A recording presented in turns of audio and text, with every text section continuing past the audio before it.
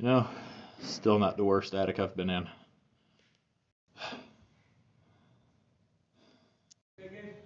Loads of room.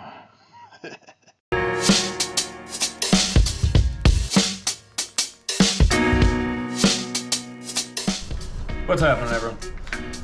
So this last week, I did a little bit of subbing over the weekend to a contractor that I work with fairly frequently.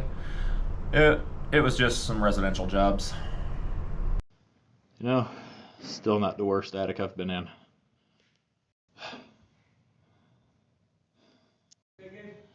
Loads of room.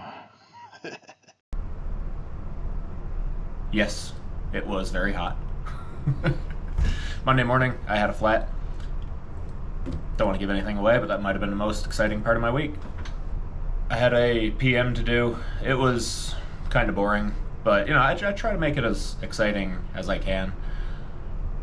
But it was nothing major. Anyway, I'll get into that in video.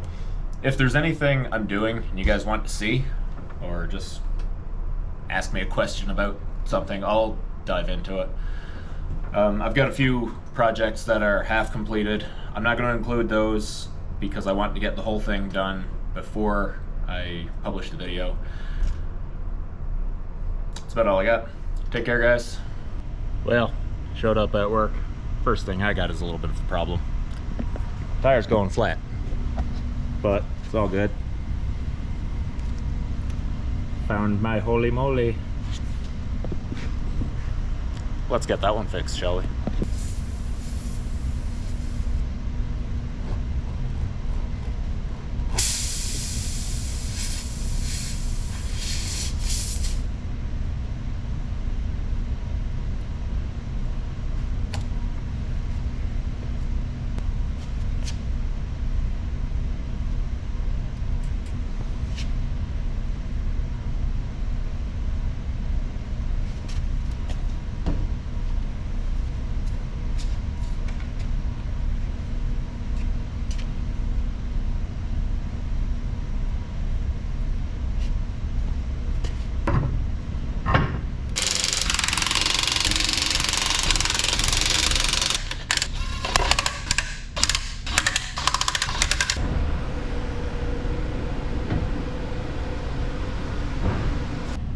Easy peasy. Well, this morning, and bright and early it is, I'm trying to beat heat. Got a valve. So this one, it opens and it eventually closes, but it hangs open. So when it's supposed to close, it gets most of the way, and then that last couple of percent takes them probably a few minutes for it to close. And of course, the HMI having a timer on it, it says it's failed to make transit. I've experienced this problem before on much smaller valves.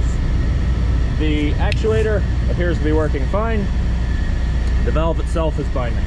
So we got a replacement one right there. So that's what I'll be doing this morning, is taking that all apart, replace the valve, put the actuator back on. Shouldn't take too long, but it's going to be hot, so I want to get it done before the sun comes up above those buildings. Safety first. I'm going to isolate.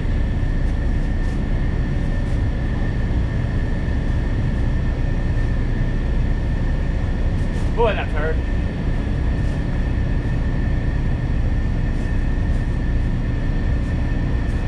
And blow down.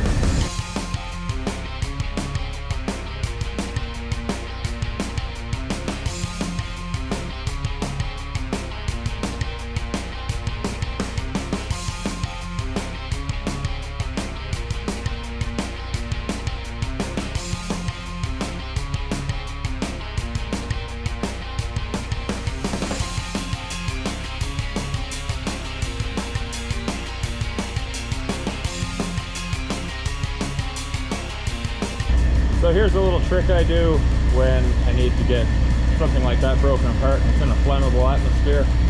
Because that was condensate that just ran out of those drain valves. There's the air line for the valve, put on a piece of poly, and I run it to an impact. Cool, huh?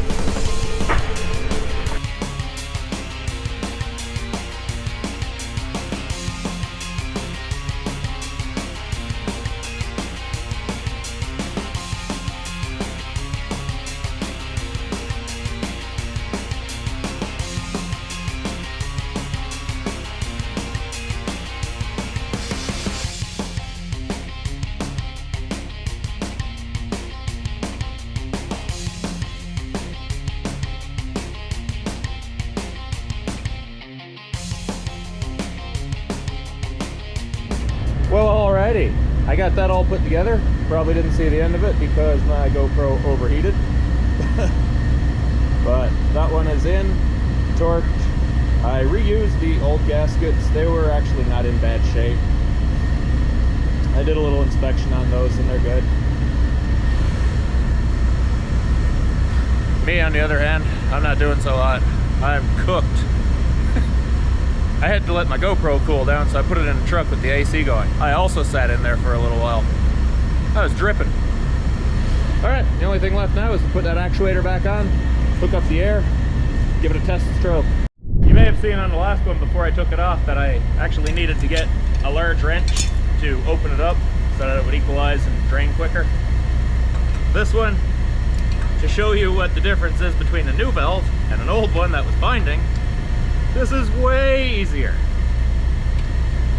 So I'll just slip that coupling on over it, bolt her down.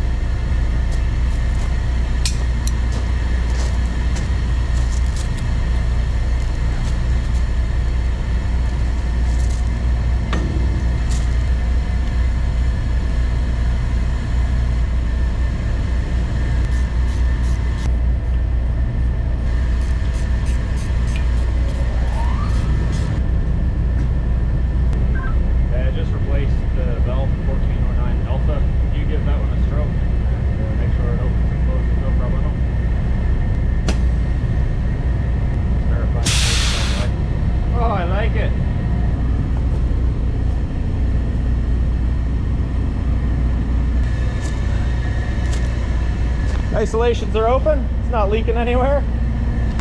I call it a good day. So today isn't a terribly exciting one, yet anyway. I'm scheduled to do some preventative maintenance on our condenser fan motors. Basically just going to be greasing them. Ready to roll. And get labels for every one of them. That's my decision. I don't have to label them. I don't actually have to grease them, but I haven't had a work order come across for it, so I think it's about time. But for future maintenance and even just problem identification, those labels, they're going to be great. Can't wait. So here are our condenser fan motors. They're a little larger than most people think of a condenser fan motor being. There are 18 of them, and if I'm not mistaken, I think they're 45 horsepower motors each. A lot of air movement down here. Pretty loud. So I'm just going to put the camera away and get greasing.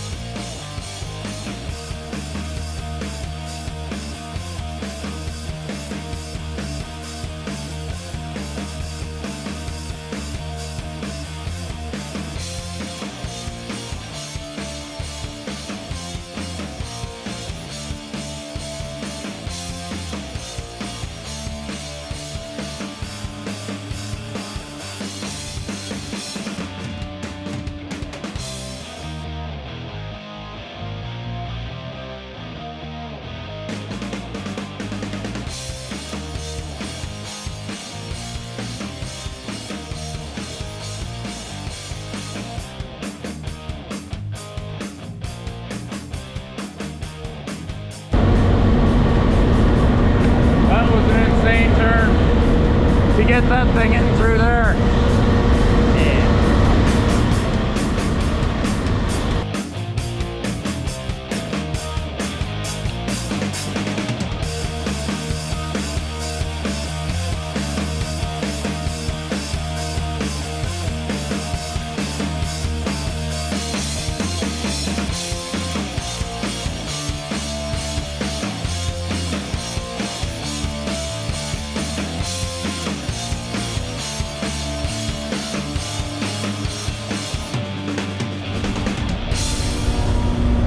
is that I hate greasing stuff because you always get in a mess.